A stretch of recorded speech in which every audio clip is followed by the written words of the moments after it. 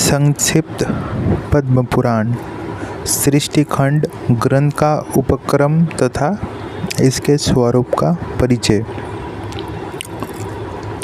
श्री व्यास जी के शिष्य परम बुद्धिमान लोमहर्षण जी ने एकांत में बैठे हुए अपने पुत्र उग्रश्रवा नामक सूत से कहा, बेटा तुम ऋषियों के आश्रमों पर जाओ और उनके पूछने पर संपूर्ण धर्मों का वर्णन करो।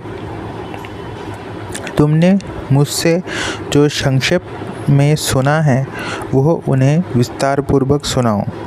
मैंने महर्षियों वेदव्यास जी के मुख से समस्त पुराणों का ज्ञान प्राप्त किया है और वो सब तुम्हें बता दिया है।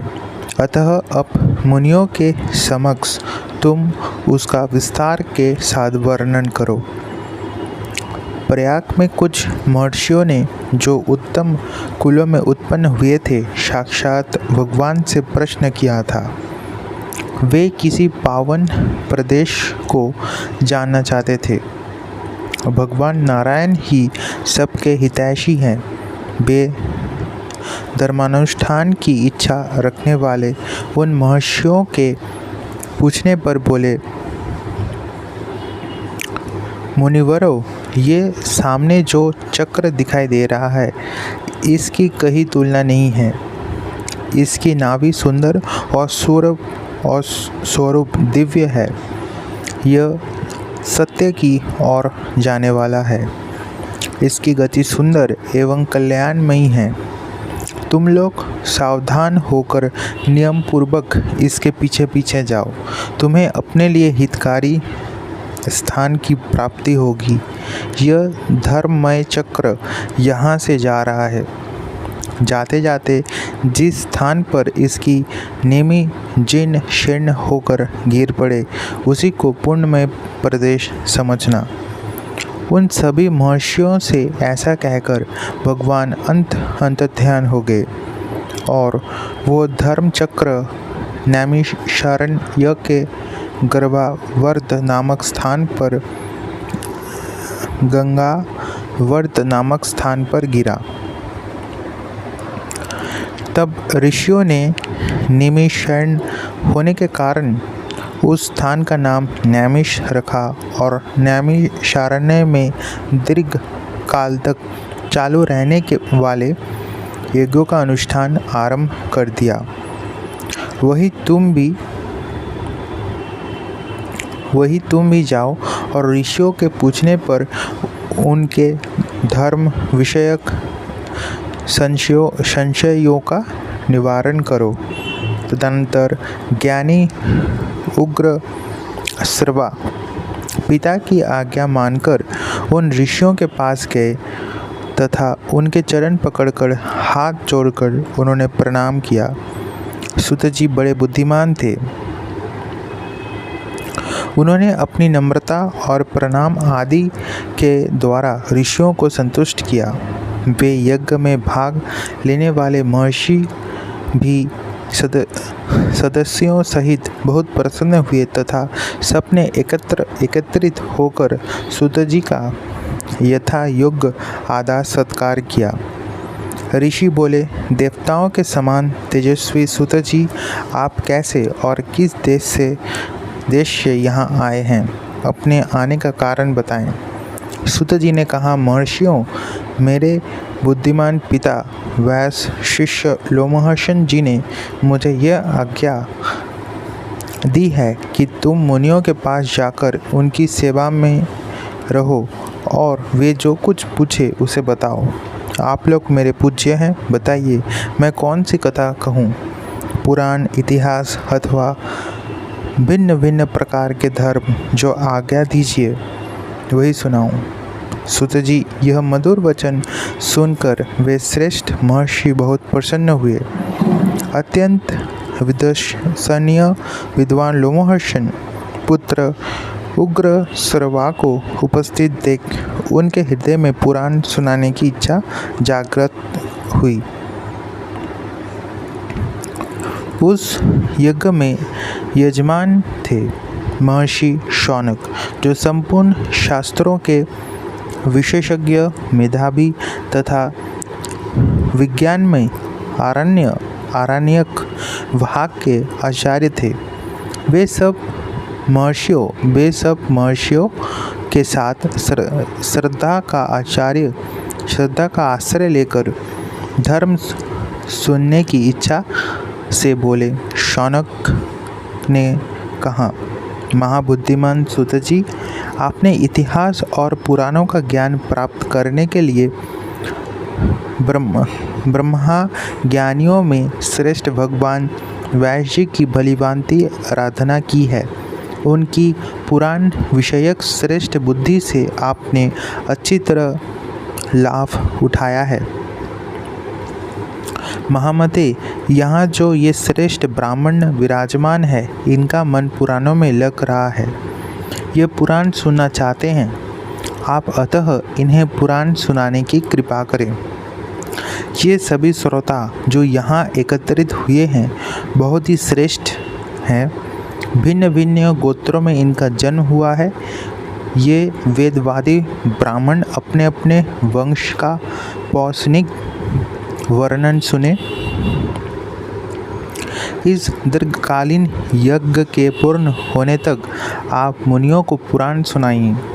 महाप्राज्ञ, आप इन सब लोगों से पद्म पुराण की कथा कहिए। पद्म की उत्पत्ति कैसे हुई, उससे ब्रह्मा जी का आविर्भाव किस प्रकार हुआ तथा कमल से प्रकट हुए ब्रह्मा जी ने किस तरह जगत की सृष्टि की, ये सब बातें उन्हें बताइए। उन्हें इस प्रकार पूछने पर लोमहर्षण कुमार सूत जी ने सुंदर वाणी में सूक्ष्म अर्थ से भरा हुआ न्याययुक्त वचन कहा। महर्षियों, आप लोगों ने जो मुझे पुराण सुनाने की आज्ञा दी है, इससे मुझे बड़ा ही प्रसन्न हुई है। यह मुझ पर आपका महान अनुग्रह है। संपूर्ण धर्मों के पालन में लगे रहने वाले पुराण वेद का विद्वानों ने जिनकी भलीभांति व्याख्या की है, उन पुराणोत्तर विषयों को मैंने जैसे सुना है उसी रूप में वह सब आपको सुनाऊंगा। सत्पुरुषों की दृष्टि में सूत जाति का सनातन धर्म यही है कि वह देवताओं, ऋषियों तथा अमित तेजस्वी राजाओं की वंश परंपरा को धारण करें, उसे याद रखें तथा इतिहास और पुराणों में जिन ब्रह्मादि महात्माओं का वर्णन किया गया है उनकी स्तुति करें। क्योंकि जब वेन कुमार राजा पृथक का यज्ञ हो रहा था, उस समय सूत जी और मात घने पहल उन महाराज की स्तुति की थी। उस स्तुति से संतुष्ट होकर महात्मा पृथु ने उन दोनों को वरदान दिया। वरदान में उन्होंने सूत को सुत नामक देश और मागध को मद्ध का राज्य प्रदान किया। ऋषियों के वीर और ब्राह्मणी के गर्भ से जिसका जन्म होता है वह सुत कहलाता है। ब्राह्मणों ने मुझे पुराण सुनाने का अधिकार दिया है। आपने धर्म का विचार करके ही मुझसे पुराण की बातें पूछी है। इसलिए इस भूमंडल में जो सबसे उत्तम एवं ऋषियों द्वारा सम्मानित पद्म पुराण है, उसकी कथा आरंभ करता हूँ। श्री कृष्ण देवपायन व्यास जी साक्षात भगवान नारायण के स्वरूप हैं। वे ब्रह्मावादी, सर्वज्ञ, संपूर्ण लोकों में पूजित तथा अत्यंत तेजस्वी हैं। उन्हीं से प्रकट हुए पुराणों का मैंने अपने पिताजी के पास रहकर अध्ययन किया है। पुराण सब शास्त्रों के पहले से विद्यमान हैं। ब्रह्मा जी ने सबसे पहले पुराणों का ही स्मरण किया था। पुराण त्रिवर्ग अर्थात धर्म, अर्थ और काम के साधक एवं परम पवित्र हैं। उनकी रचना 100 करोड़ श्लोकों में हुई है। समय के अनुसार इतने बड़े पुराणों का श्रवण और पठन असंभव देखकर स्वयं भगवान उनका संक्षेप करने के लिए प्रत्येक द्वापर युग में वैश्य रूप से अवतार लेते हैं और पुराणों को 18 भागों में बांटकर उन्हें 4 लाख श्लोकों में सीमित कर देते हैं। पुराणों का यह संक्षिप्त संस्करण ही इस भूमंडल में प्रकाशित होता है। देवलोक में आज भी 100 करोड़ श्लोकों का विस्तृत पुराण मौजूद है। अब मैं परम पवित्र पद्म पुराण का वर्णन आरंभ करता हूँ। उससे 5 खंड और 55,000 श्लोक हैं।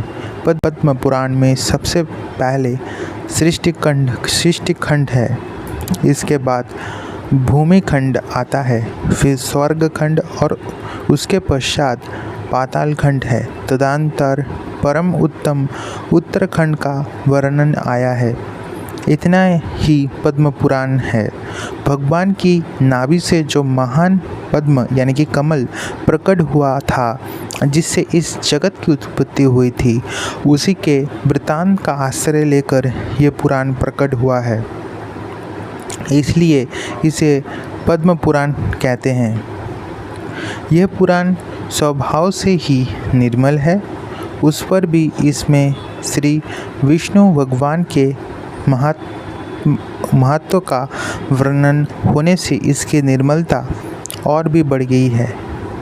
देवाधिदेव भगवान विष्णु ने पूर्व काल में ब्रह्मा जी के प्रति जिसका उपदेश किया था तथा ब्रह्मा जी ने जिसे अपने पुत्र मरीचि को सुनाया था, वही यह पद्म पुराण है। ब्रह्मा जी ने ही इसे इस जगत में प्रचलित किया है। भीष्म और पुलस्त्य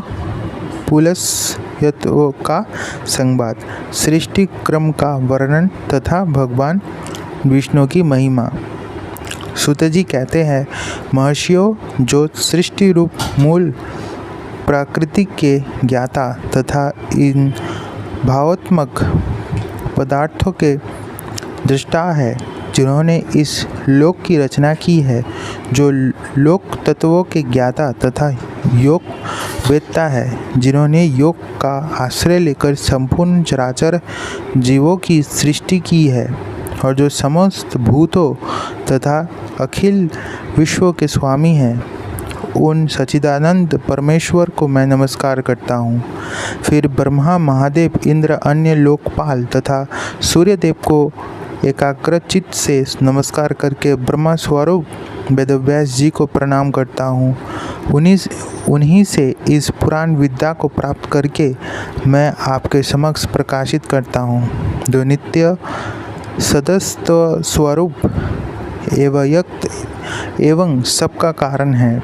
वो ब्रह्म ही महत्व से लेकर विशेष पर्यंत विशाल ब्रह्मा की सृष्टि करता है। यह विद्वानों का निश्चित सिद्धांत है। सबसे पहले हिरण्यमय तेजोमय अंड में ब्रह्मा जी का प्रादुर्भाव हुआ। वह खंड सब और जल से घिरा है। जल के बाहर तेज का घेरा है और तेज के बाहर वायु का आवरण है। वायु आकाश से और आकाश भूतादि यानी कि तामस अहंकार से घिरा है। पाताल अहंकार से घिरा है। अहंकारों को महत्वों ने घेरा रखा है और महत्व अव्यक्त मूल प्रकृति से घिरा है। उत अंडों को ही संपूर्ण लोकों की उत्पत्ति का आश्रय बताया गया है। इसके सिवा इन पुराणों में नदियों और पर्वतों की उत्पत्ति का बारंबार वर्णन आया है। मनवंतरों और कल्पों का भी संक्षेप में वर्णन है। पूर्व काल में ब्रह्मा जी ने महात्मा पुलस्त्य को इस पुराण का उपदेश दिया था। फिर पुलस्त्य ने हरिद्वार में भीष्म जी को सुनाया था। इस पुराण का पठन, श्रवण तथा विशेषत स्मरण धन, यश और आयु को बढ़ाने वाला एवं संपूर्ण पापों का नाश करने वाला है। तो द्विज अंगों और उपनिषदों सहित चारों वेदों का ज्ञान रखता है, उसकी अपेक्षा वो अधिक विद्वान है जो केवल इस पुराण का ज्ञाता है। इतिहास और पुराणों के सहारे ही वेदों की व्याख्या करनी चाहिए, क्योंकि वेद अल्पज्ञ विद्वान से यह सोचकर डरता रहता है कि कहीं ये मुझ पर प्रहार ना कर बैठे, अर्थ का अनर्थ ना कर बैठे। तात्पर्य है कि पुराणों का अध्ययन किए बिना वेदार्थ का ठीक ज्ञान नहीं होता। यह सुनकर ऋषियों ने सुतजी से कहा, मुने, भीष्म जी के साथ पुलत्स्य ऋषि का समागम कैसे हुआ? पुलत्स्य मुनि तो ब्रह्मा जी के मानस पुत्र हैं। मनुष्य को उनका दर्शन होना बहुत दुर्लभ है।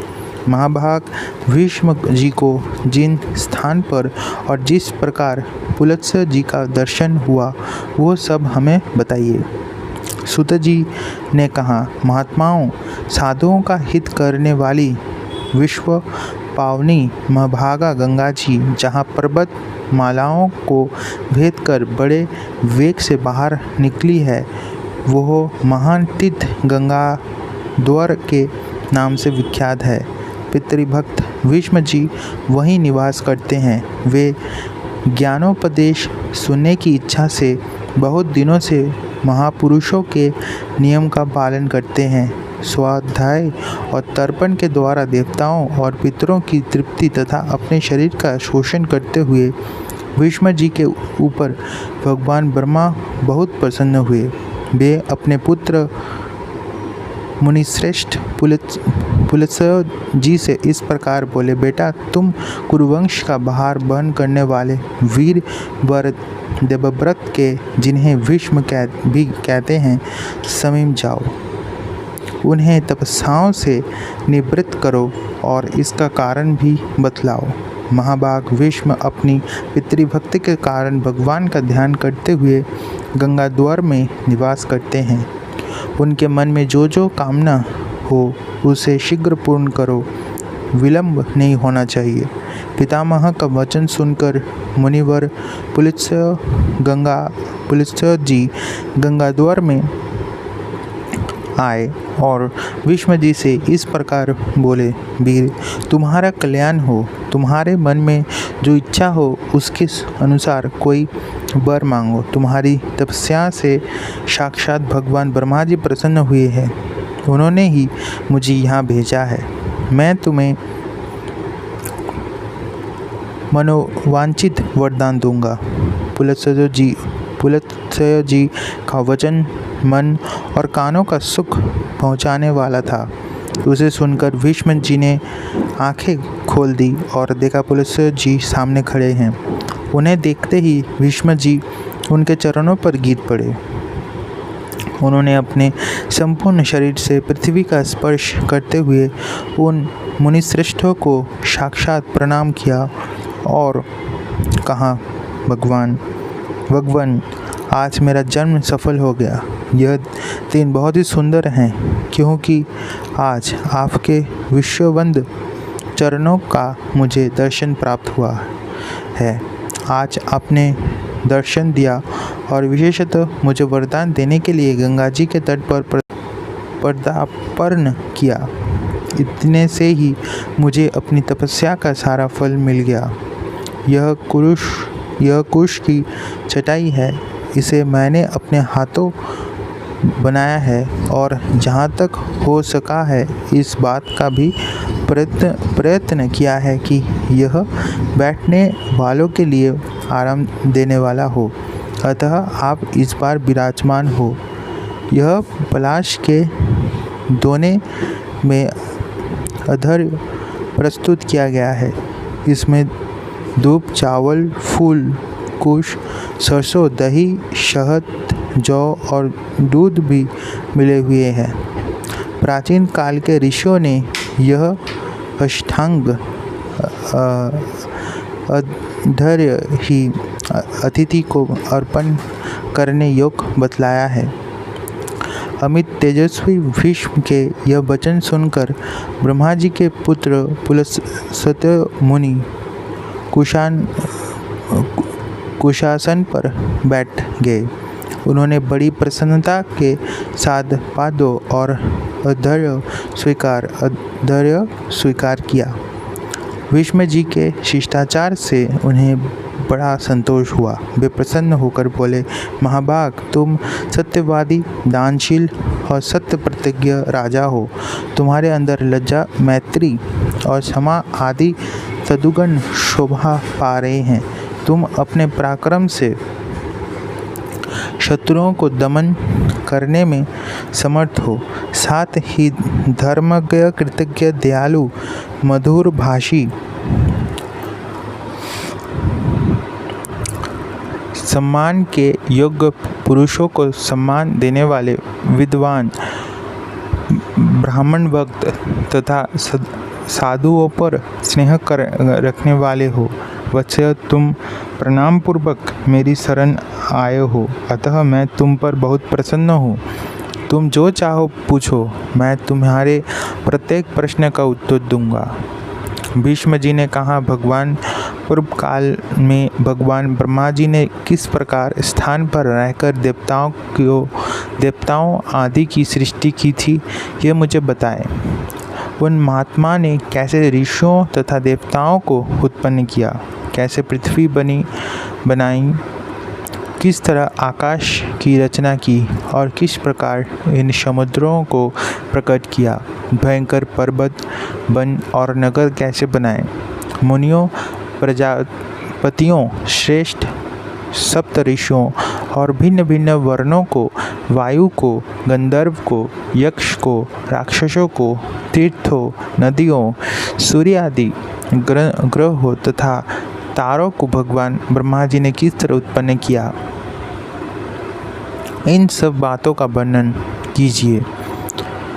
पुलस्त्य जी ने कहा, पुरुष श्रेष्ठ भगवान ब्रह्मा साक्षात परमात्मा है। वे पर से भी पर तथा अत्यंत श्रेष्ठ हैं। उनमें रूप और वर्ण आदि का अभाव है। ये वे यद्यपि सर्वत्र व्याप्त हैं, तथापि ब्रह्म रूप से इस विश्व की उत्पत्ति करने के कारण विद्वानों के द्वारा ब्रह्मा कहलाते हैं।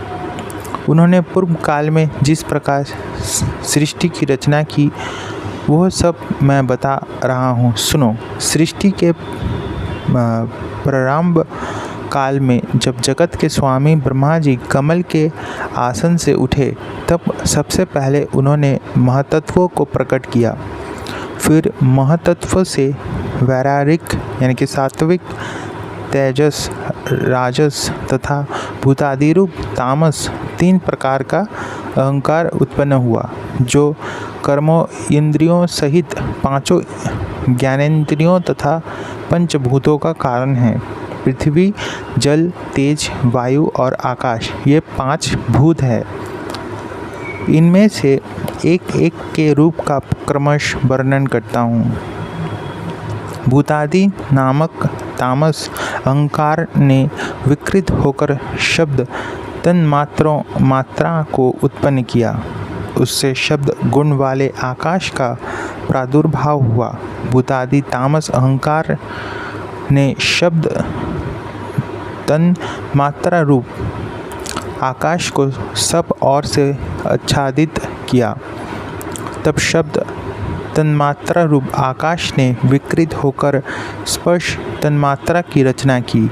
उससे अत्यंत बलवान वायु का प्रकाष्ठ हुआ, जिसका गुण स्पर्श माना गया है।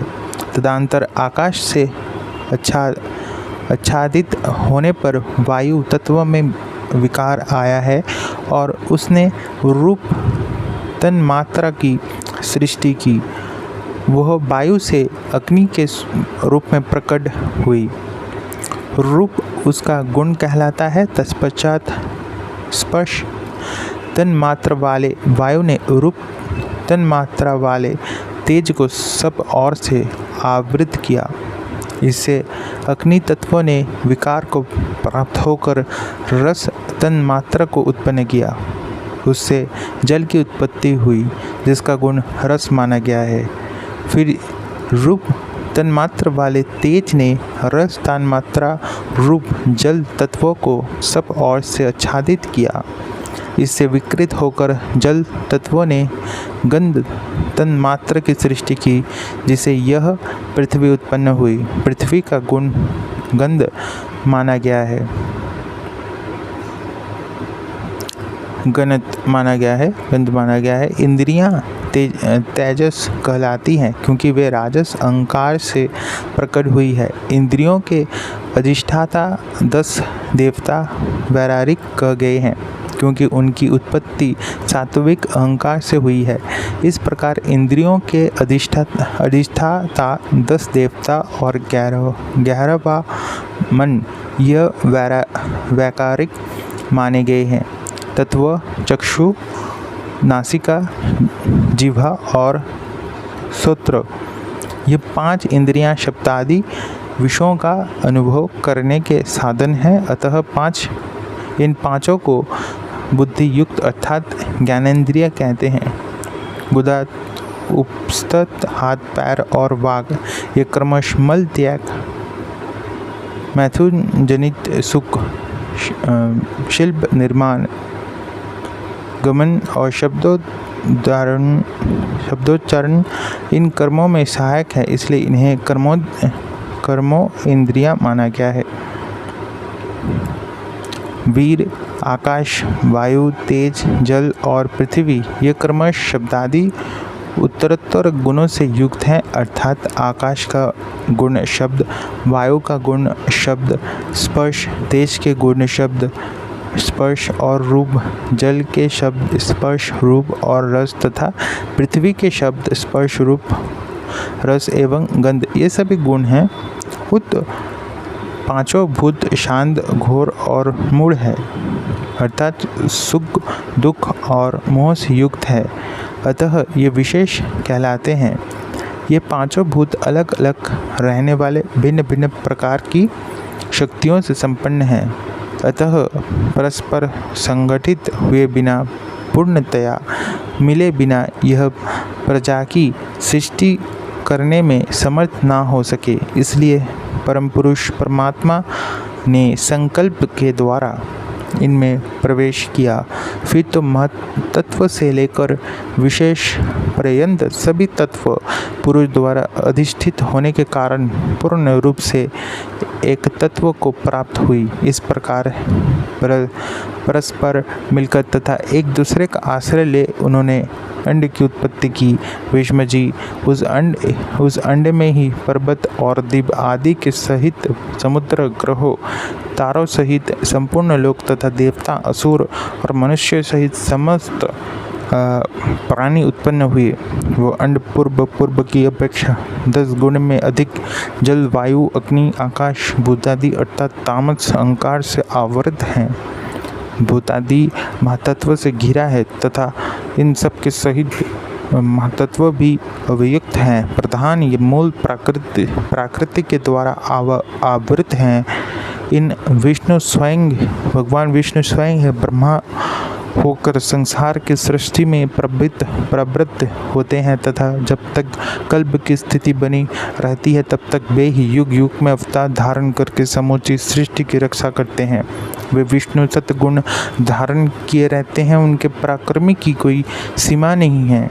राजेंद्र, जब कल्प का अंत होता है तब वे ही अपना तम प्रधान रौद्र रूप प्रकट करते हैं और अत्यंत भयानक आकार धारण करके संपूर्ण प्राणियों का संहार करते हैं।